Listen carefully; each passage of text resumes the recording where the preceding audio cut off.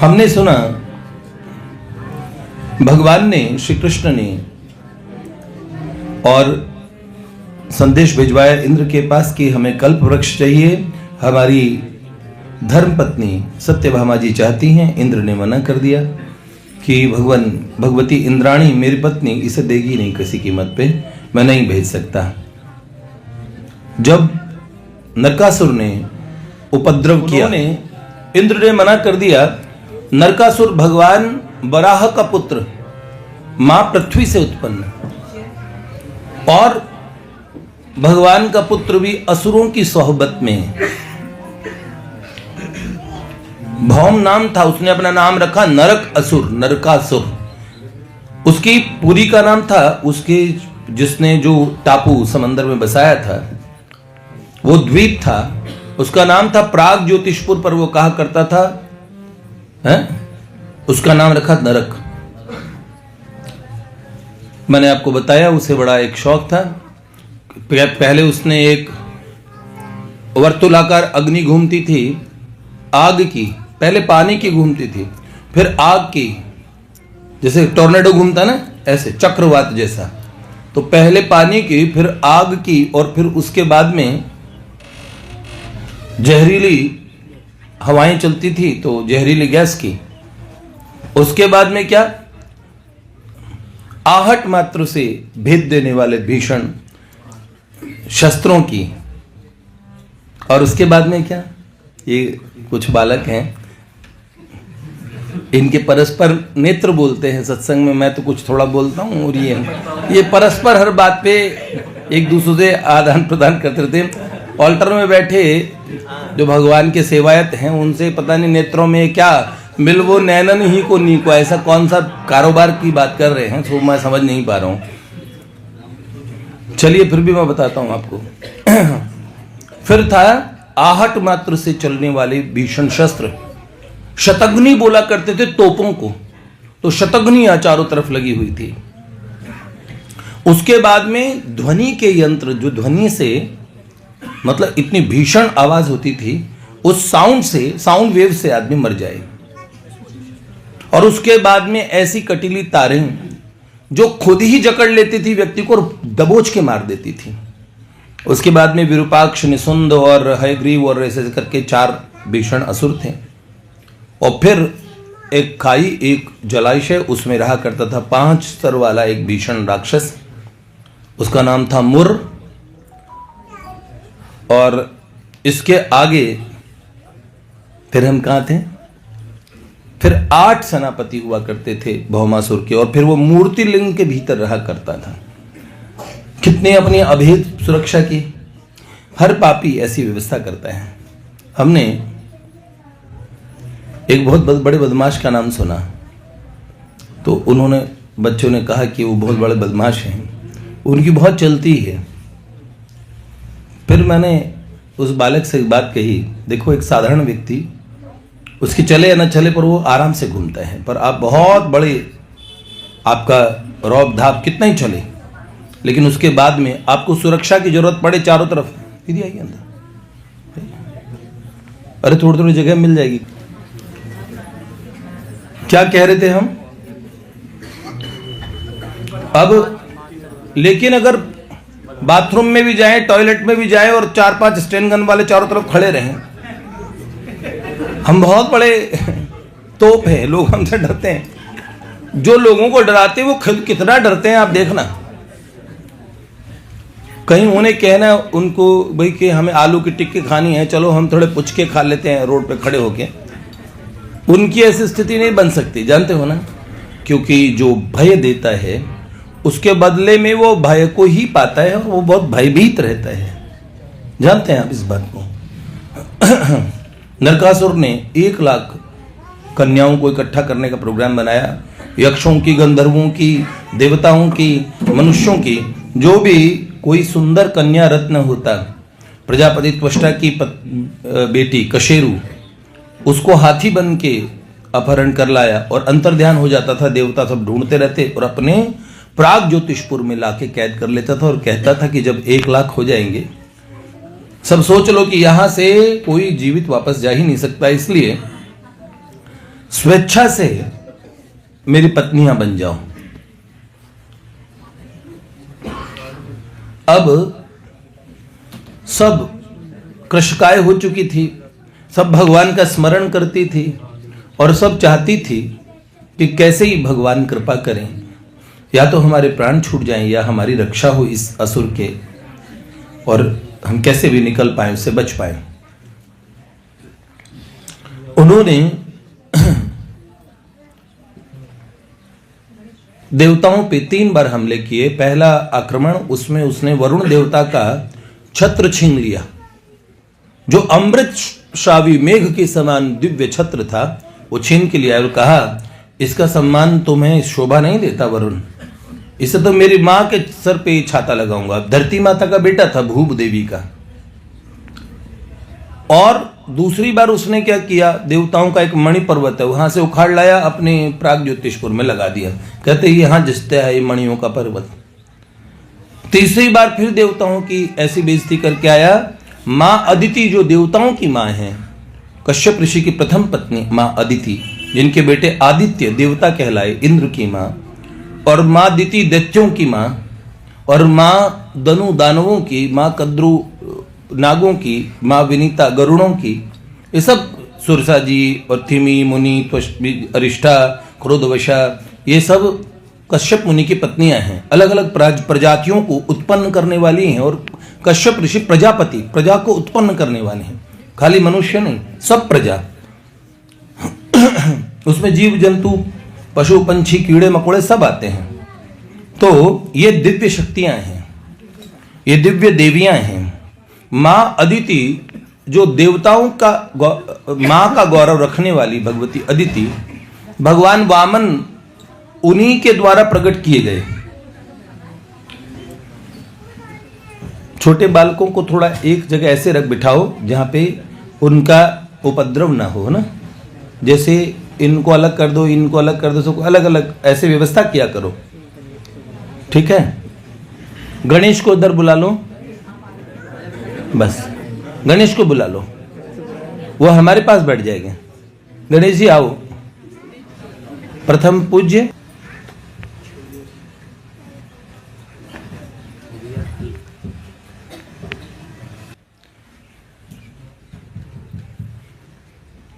मां अदिति के कुंडल झपट के लिए आया। यहां तक हमने सुना कि मेरी मां पृथ्वी देवी पहनेगी, देवताओं की मां तुम क्या पहन के करोगी ये कुंडल।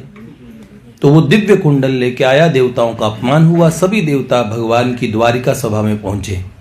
इंद्र ने प्लानिंग बनाई कि ये कल्प वृक्ष श्री कृष्ण ने मुझे मंगाया है, तो मैं नरकासुर को देवता नहीं मार सकते, पर श्री कृष्ण में वो सामर्थ्य है, वो उसका वध कर देंगे। तो मैं उन्हें कहूंगा आइए आप स्वर्ग आइए, और वो जो कुंडल है वो आप पहना दीजिए, सत्यभामा जी को साथ में ले आइएगा, और वहीं पे कल्प वृक्ष का पूजन करके जो अनुष्ठान सत्यभामा जी को कल्प वृक्ष का करना है, वहीं वो अनुष्ठान कर लेंगे। वो दिव्य वृक्ष उन्हें ले जाने की जरूरत नहीं पड़ेंगे, मेरे सब काम हो जाएंगे।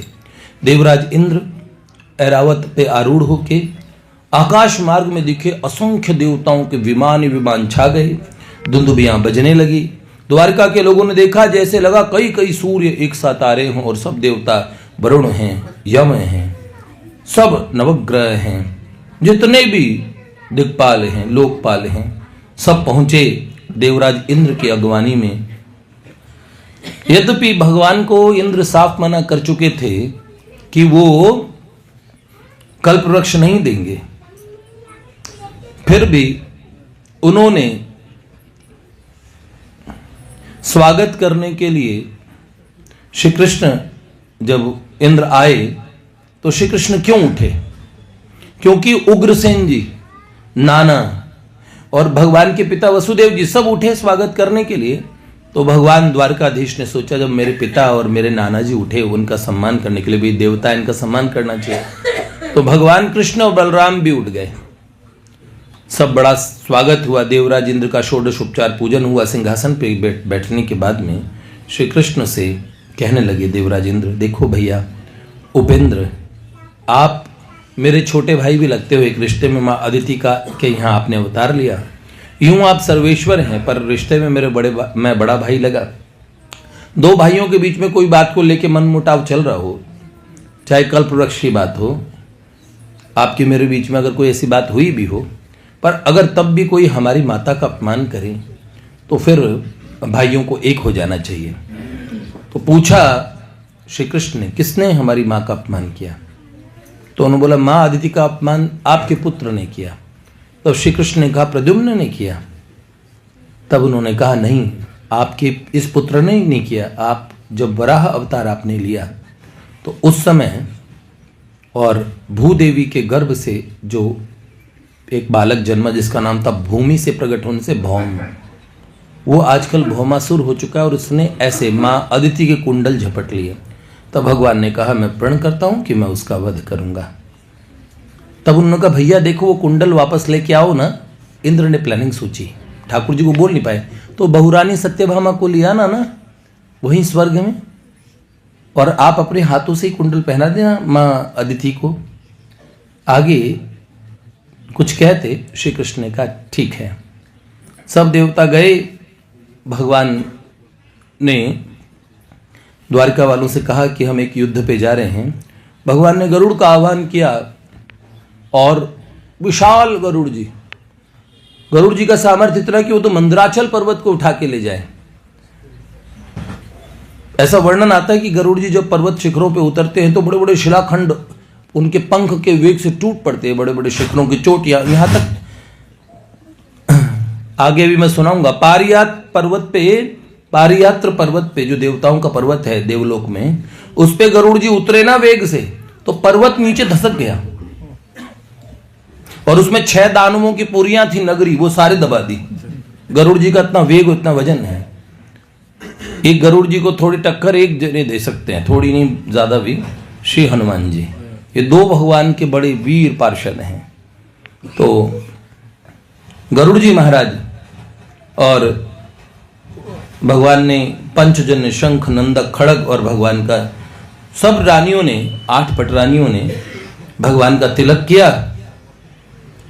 और तब भगवान ने सत्यभामा से कहा, देवी, क्योंकि पृथ्वी देवी ने भगवान से वचन लिया था कि मेरे बेटे भौम को तुम मारना मत, क्योंकि मैंने आकाशवाणी सुनी है कि तुम एक दिन तुम्हारे हाथों वो मरेगा। तब भगवान ने कहा था कि देवी, जिस दिन तुम स्वयं बोल दोगी इसे मार दो, उसी दिन मारूंगा। तो पृथ्वी मां ने सोचा, मैं क्यों बोलूंगी मेरे बेटे को मारने के लिए। लेकिन ये नहीं पता उसी समय कृष्णा अवतार जब होगा तो सब देवी देवता अपने अपना स्वरूप लेके भगवान के पास होंगे। उसी समय पृथ्वी देवी सत्यभामा जी के रूप में होंगी, तो वो भी तो पृथ्वी देवी का ही रूप हो गया।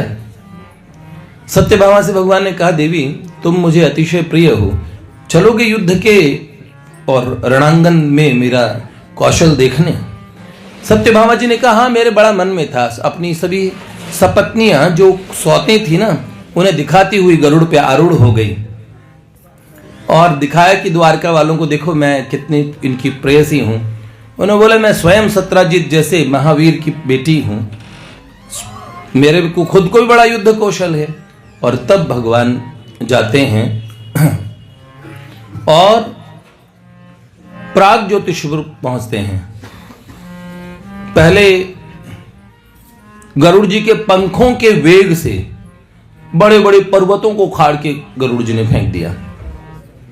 उसके बाद में देखा भगवान ने तो सत्यभामा जी ने कहा, प्रभु यहां कोई नगरी तो नहीं दिख रही, एक जल का चक्रवात दिख रहा है। तो भगवान ने कहा, देवी ऐसे जल का, फिर अग्नि का, फिर जहरीली वायु का और उसके बाद में शस्त्रों का, एक के बाद एक ऐसी भित्तियां, ऐसे रक्षा चक्र, रक्षा घेरे हैं जिनमें प्राग ज्योतिषपुर नाम का वो नगर उस दैत्य ने बसाया है। तो भगवान प्रवेश कैसे करेंगे? भगवान मुस्कुराए और उन्होंने क्या किया, अपनी दिव्य अमोघ चक्रराज श्री सुदर्शन का स्मरण किया। सुदर्शन ने क्या किया, जल की भित्ति पे वेग से और धक्का दिया, जानते हो ना। तो जो जल चक्र था ना, सुदर्शन का इतना वेग था चलने का, वो जल चक्र जाके किस पे गिरा, अग्नि वाले पे। अग्नि चक्र था ना, तो जल का घेरा और अग्नि का घेरा एक हो गया, तो अग्नि और जल मिलके क्या होते हैं, हवा में उड़ जाते हैं ना, वाष्पीकरण होते हैं। उसके धक्के ने जो जहरीली वायु थी ना, वो वाष्प के साथ उड़ गई, 3 भित्तियां एक साथ तोड़ दी। फिर आहट मात्र से चलने वाले जितने और शस्त्र थे वो भगवान ने नंदक खड़ग से सारे काट दिए। और फिर ध्वनि मात्र से चलने वाले जितने शस्त्र थे, भगवान ने पांचजन्य शंख की इतनी भीषण ध्वनि की, वो ध्वनि वाले शस्त्र इस ध्वनि से त्रिलोक कांप उठा, ऐसी भीषण ध्वनि पांचजन्य को मुख पे लगा के भगवान ने की। और उसके बाद में वो जो तार थे ना, जो स्वयं जकड़ लेते थे, भगवान ने देवी सत्यभामा को दिखाया, देखो अब तुम मेरा कौशल देखो, मैं कितने सुंदर तलवार चलाता हूं। तो नंदक खड़ग को हाथ में लिया और भीषण से, जो भवपाश काट देते हैं उनके लिए ऐसे पाश काटने में लगता क्या है, क्षण मात्र में भगवान ने उन भीषण भीषण जितने, क्योंकि जो गरुड़ जी को पाश में बांधने के लिए और ऊपर से गरुड़ जी को पाश काटने का बड़ा शौक है, तो गरुड़ जी को कोई चीज क्या बांधती। देवी सत्यभामा जी ने कहा प्रभु अभी लगा है कि युद्ध देखने लायक है, मतलब मामला टक्कर का है। मैंने सोचा आपके सामने कोई क्या टिकेगा, पर बढ़िया है। इतने में 4 भीषण असुर आए, भगवान ने थोड़ी सी देर के युद्ध के बाद में उन्हें हरा दिया, मारे गए सारे। फिर मुर नामक भीषण असुर आया, तो ऐसा लगा, और देवी ने देखा ऐसा लगा एक पर्वत जैसा वो जल में से निकला और खड़ा हो गया आकाश में, पूरा आकाश मार्ग से अवरुद्ध करके 5 सत थे। तो सत्यभामा जी खिलखिला के हंस पड़ी, प्रभु देखो कैसे कैसे आपकी सृष्टि में जीव है एक मुंह ही संभलता नहीं है लोगों से, इसके तो 5-5 मुंह हैं। भगवान ने कहा देवी देखो तुम्हारा कौतुक हो, इसीलिए ऐसी सृष्टि हमने की है।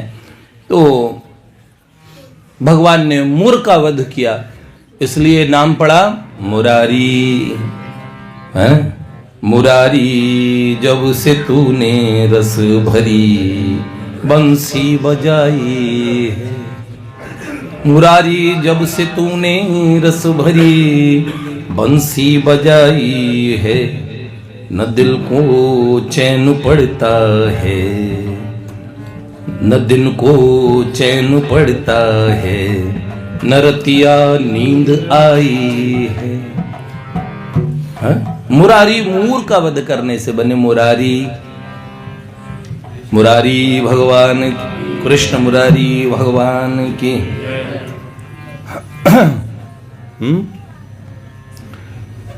देखो इसके बाद क्या हुआ, मूर का वध हो गया। 8 अपने सेनापति भेजे, वो भी जब मारे गए तो भगवान ने कहा छुप के कहां बैठा है, और आकाश से भीषण गर्जना की पंचजन्य, और कहा भाई हमने सुना है कि एक बड़ा वीर यहाँ नरक और नरक नाम का एक वीर रहता है, पता नहीं कहाँ छुप के बैठा है। अब भीषण गर्जना करता हुआ नरकासुर निकला, जैसे ऐरावत हाथी की जिस वंश के हजारों गजों की सेना को लेके वो पहुंचा, जो आकाश मार्ग में गमन करते थे, दिव्य लोक के हाथी थे, 4 दांत वाले।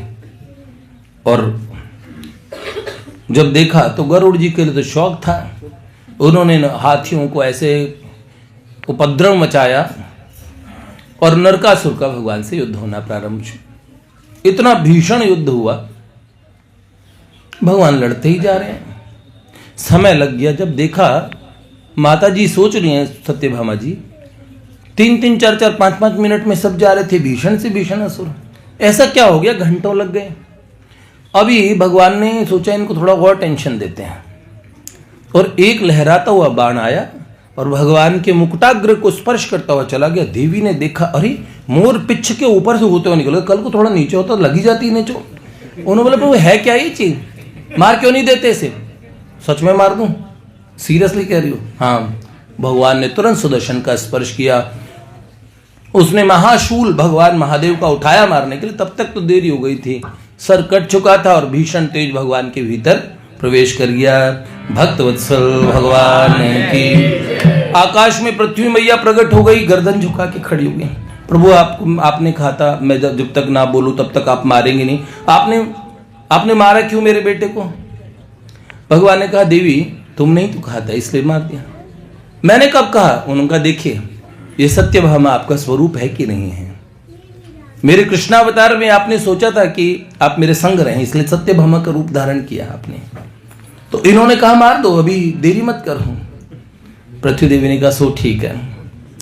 तो कहा प्रभु बेटे से गलती तो हो ही गई थी, क्या करूं? कुंडल कान से निकाले और कहा प्रभु ये ले लीजिए। तो भगवान ने नेत्रों से झड़की देते हुए कहा आपको शोभा देती है, वो आपकी सासू माँ जैसी है, अदिति माँ, देवताओं की माँ है। तो उन पूज्या के आभूषण आपने बेटे से उसी दिन बेटे को डांटा क्यों नहीं कि जाओ उनके आभूषण लौटा, क्या वो तुम्हारी दादी जैसी हैं? पूज्यों का अपमान कभी नहीं होना चाहिए, भगवान ये बताते हैं। देखो आपके घरों में कभी ऐसा लगता होगा कि आपके बड़े आपको कुछ जरूरत से तंग कर रहे हैं, ऐसी स्थिति बने ना, भैया हम अपनी जबान से ही लें क्या, हम कुछ ना बोलें क्या? आवश्यकता अनुसार आप ऐसे बोलिए, नहीं ये हमने नहीं किया ऐसे, पर ऐसे शब्दों का प्रयोग न कीजिए जिससे पूज्यों का, जो बड़े हैं, जिनके हम चरण छूते हैं, ये हमारी संस्कृति नहीं है कि वो और पैर छुया है सिर ना छुया, सर पे देंगे लाठी की ठाके, ये नहीं है, समझिए ना। ये हमारी सभ्यता नहीं है। बड़ों का अपमान शब्दों के माध्यम से करना नहीं चाहिए।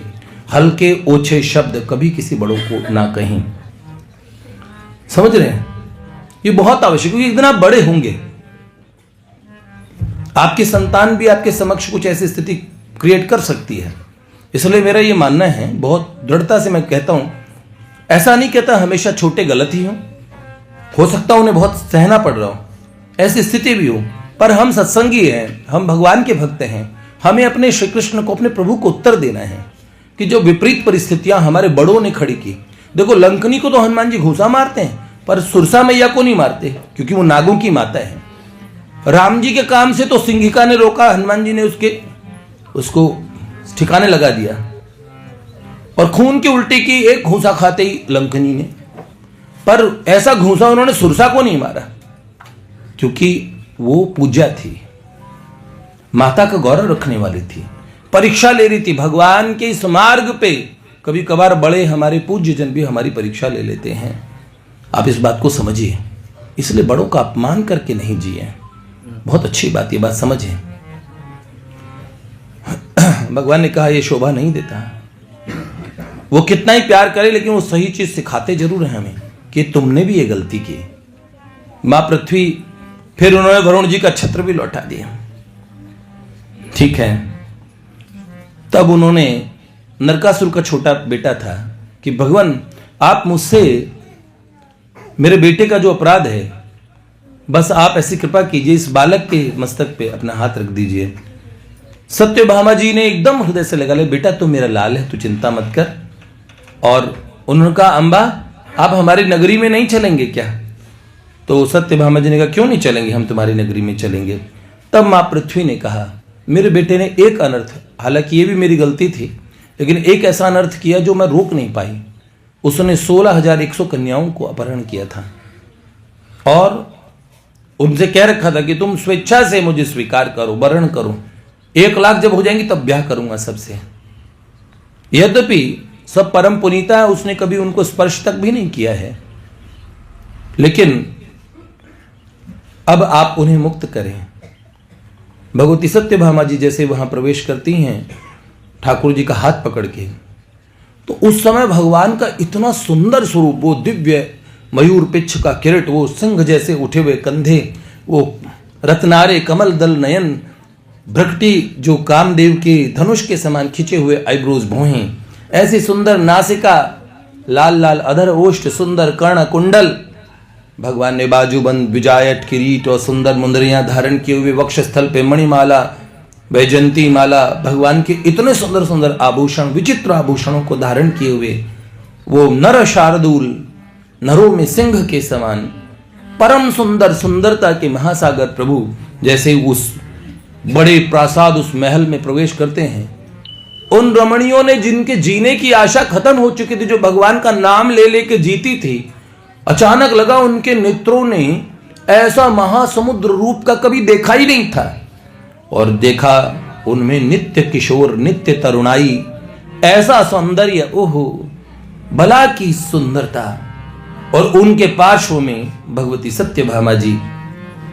सब कन्याओं ने हाथ जोड़ के प्रभु से प्रार्थना करनी शुरू की।